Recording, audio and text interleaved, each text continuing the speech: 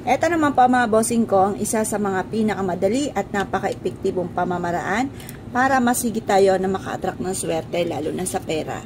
Maglagay po kayo ng ganito mga bossing ko, ayan, sa inyo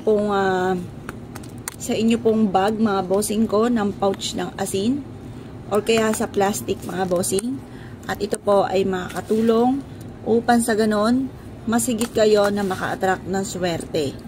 Para po mataboy nyo kaagad ang mga kamalasan at puro swerte ang darating. Bukod sa inyo pong sipag at tiyaga na numero 1 mga bossing. Lagyan nyo lamang po siya dito or kaya sa isang plastic, pwede na rin po yun. Tapos dalhin nyo po ito kahit saan kayo magtungo. Makaka-attract po ito ng swerte mga bossing. Para kahit anong gawin po ninyo mga bossing ko, ay laging aayon sa inyo ang tadhana.